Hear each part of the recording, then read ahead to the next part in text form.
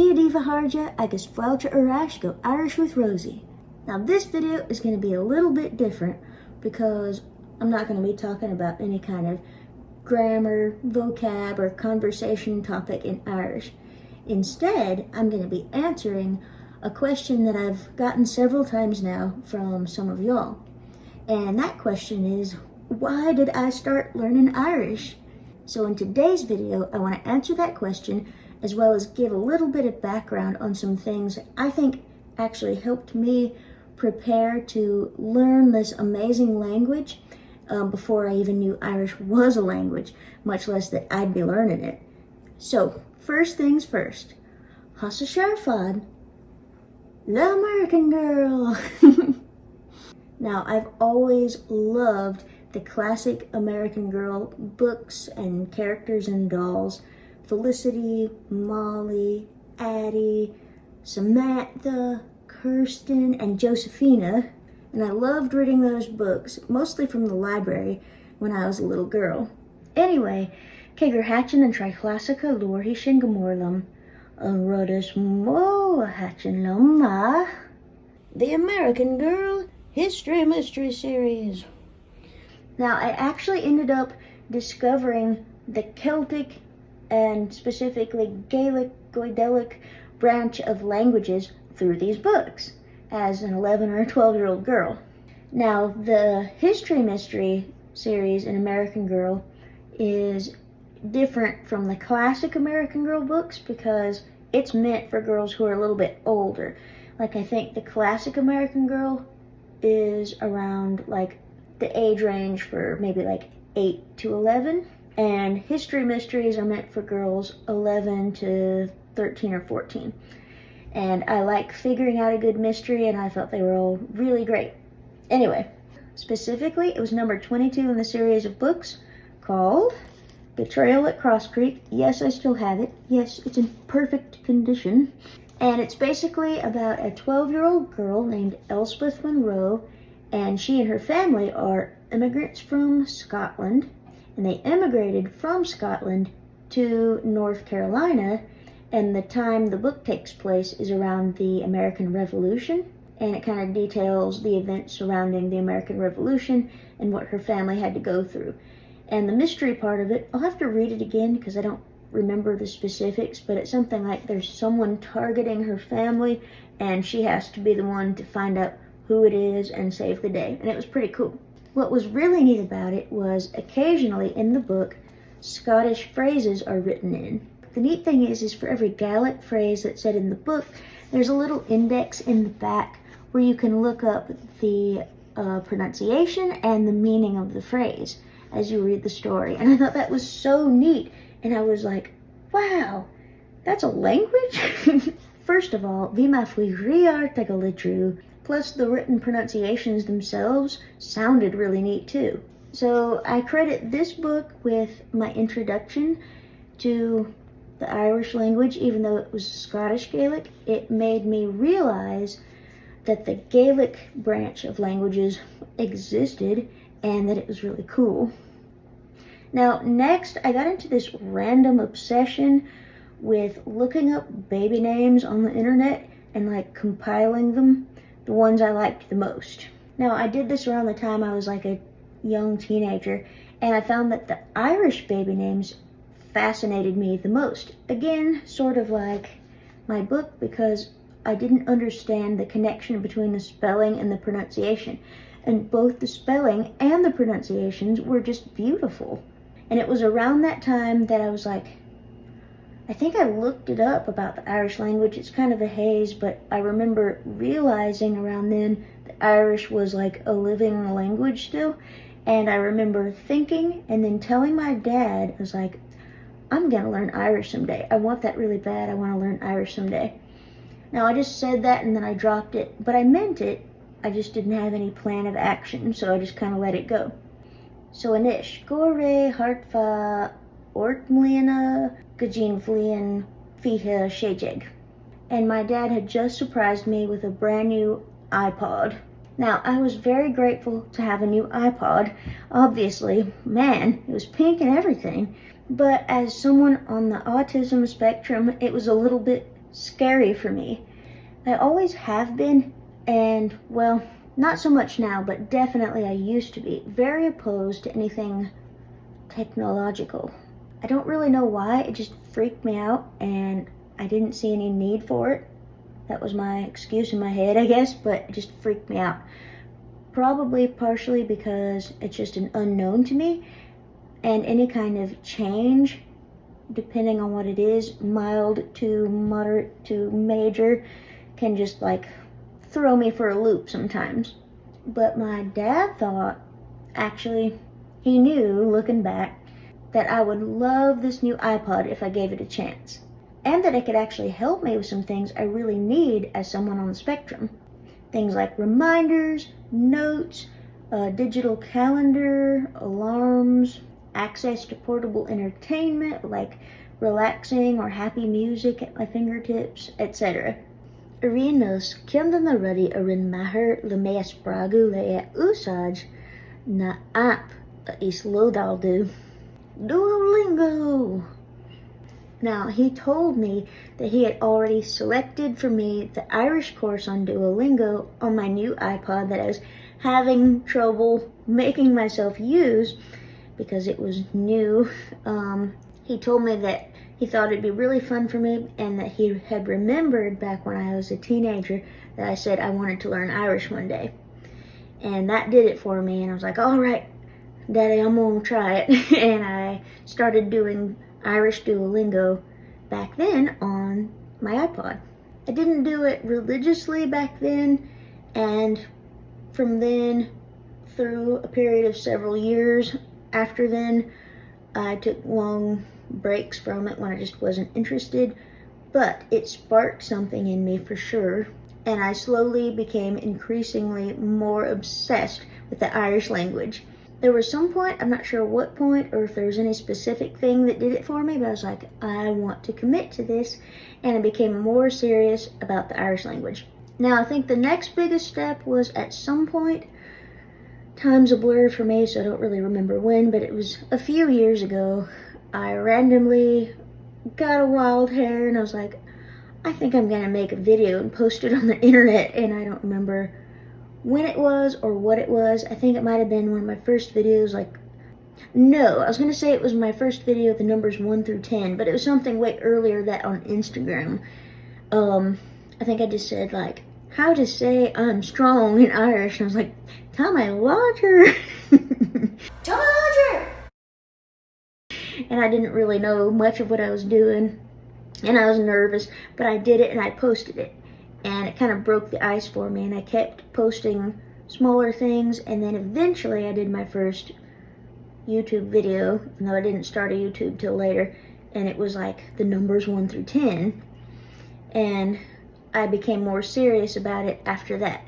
And doing my YouTube channel has really been helping me since then, because I feel like I'm helping other people as well as helping myself. Preparing for the video helps me to learn more for subjects that I'm not too familiar with, but also sometimes I'll do videos on subjects I'm very familiar with in Irish, and it's just exciting because I'm really eager to share things I've learned before. So anyway, thank you to you all for your support, for watching my channel and subscribing and all that, because this is one of my major motivations to keep going. So anyway, that's a basic summary of why I started learning Irish. I want to do a quick little thing about some things that I think helped me in my past prepare for this journey. I think my school experience helped me to prepare for diving into such a unique and complex language. Complex as in so different from English, not necessarily hard in and of itself. Now, some of y'all may not know this, but actually, Cur Idjahis Aram Sawila, Muhil Arfad, agus Shilam Gur Haureshishinlam, Gra Arbirch, Dan Olam Nyausbla.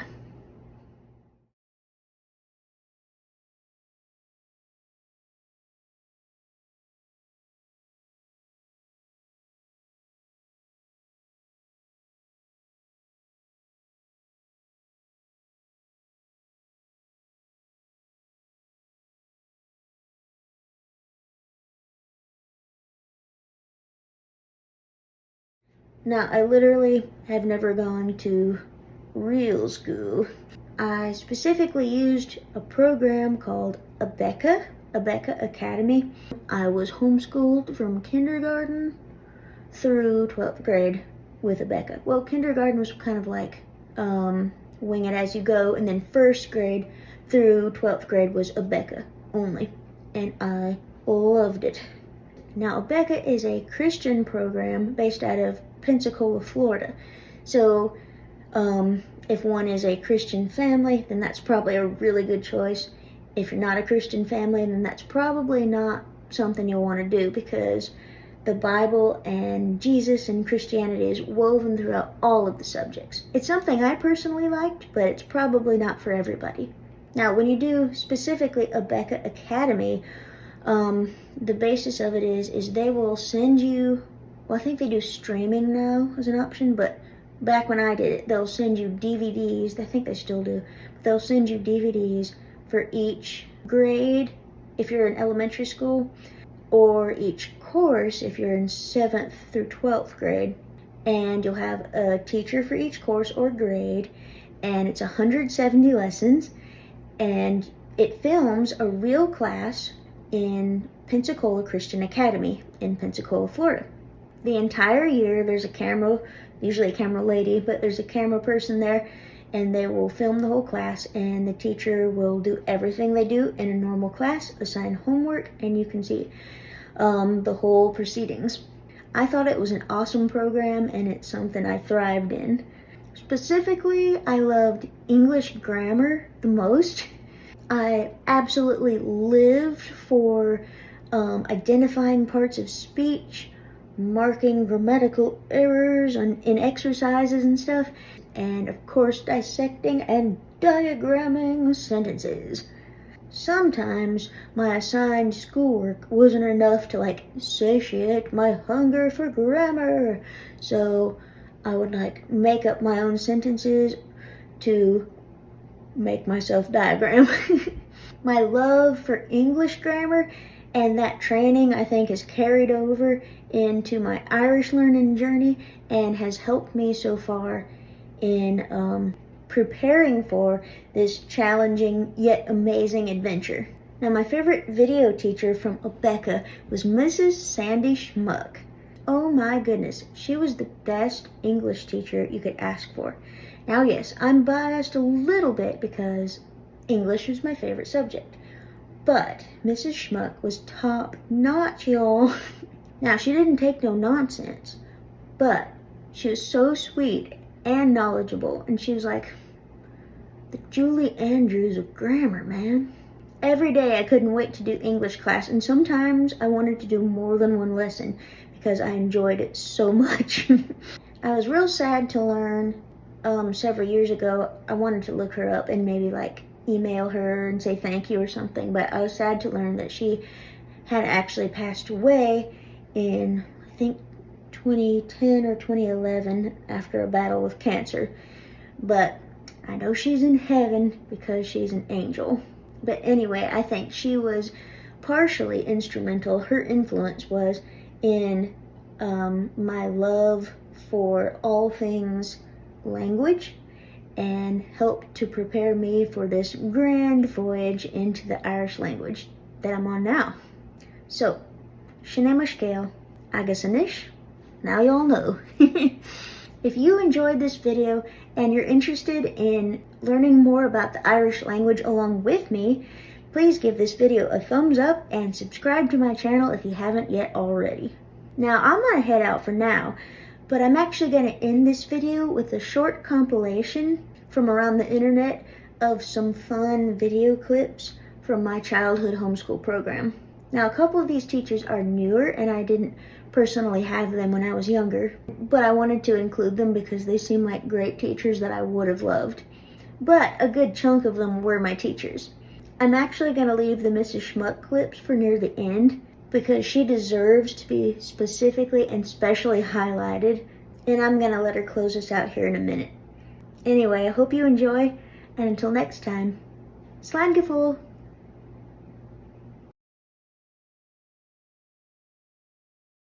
And write well. Now I want you to notice behind me something that I have on my board. Do you see my cursive handwriting? Now our handwriting is going to be very important because it's going to show others who we are and how we take our time and do things well. But I want you to notice how I have houses that are on my board. And within those houses are different lines. There are going to be places that our letters live. There are 3 places that a letter can live. It can live in the upstairs, it can live in the downstairs, or it can live in the basement. Let me say that again so we can start to remember and see where our letters will live. They can live in the upstairs, the downstairs, or they can live in the basement. Now, to help us remember where a letter might live, I want to show you some things. And students watching, boys and girls in this classroom, you watch. Our letters can live in the upstairs, the downstairs, or the basement. Everyone stand and let's say that together. Upstairs, downstairs, basement. Let's do it again. Upstairs, downstairs, basement. Nice job. You can have a seat. Now, I need your help to figure out what it is. You know how to do addition. You know how to do subtraction. I see some of you trying to figure it out. You know how to do multiplication. You know how to do division. Eyes right here. But today you're going to learn how to do equations. And not just numbers have entered into the arithmetic classroom. Letters have entered arithmetic. Now, letters belong in spelling subjects and reading subjects. But why is a letter in my arithmetic class today? Let's look and see if we can figure out if there's a number that letter took the place of. We're going to be solving for an unknown number. Here you see the letter N jumped into what's called an equation. Say equation. Equation. That is a mathematical problem that uses a letter, and we have to find what number that letter is taking the place of. Skin. I'm so glad that I've got skin. When I'm to the doctor and I'm feeling sick, where does he put the needle? Please do it quick. In the end of my skin. I'm so glad I've got skin. It sticks with me through thick and thin. S-K-I-N.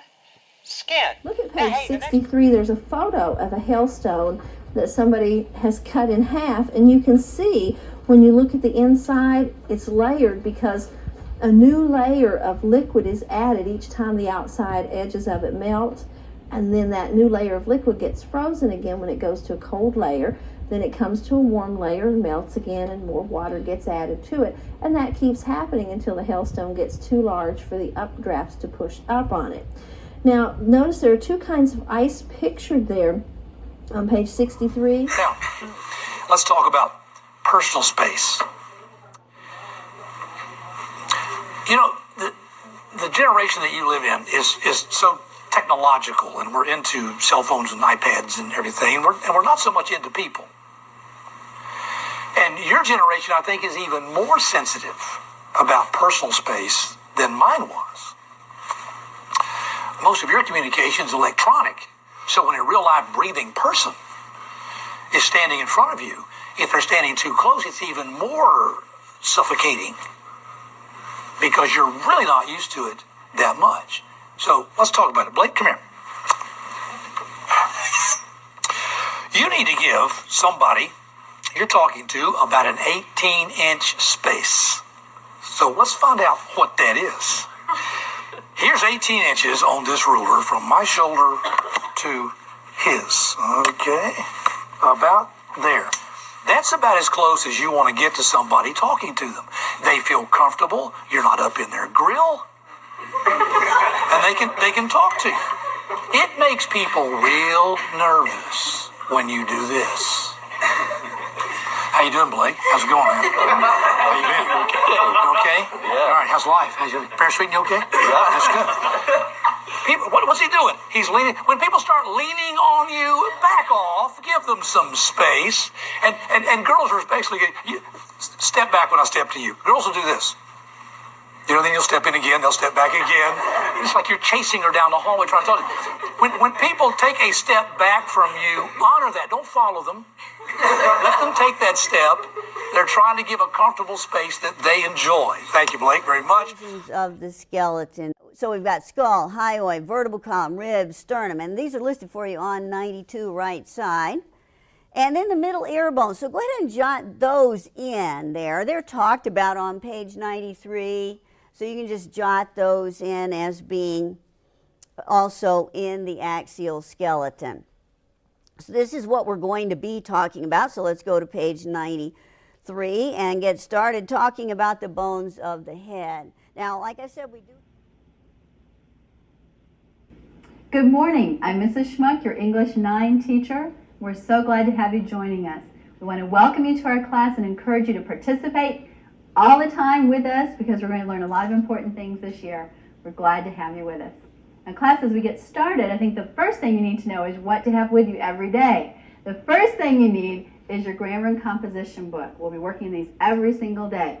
Second thing you need is your literature book. Even though many of your assignments will be for homework and not done in class, we will be using them in class. So bring that every day.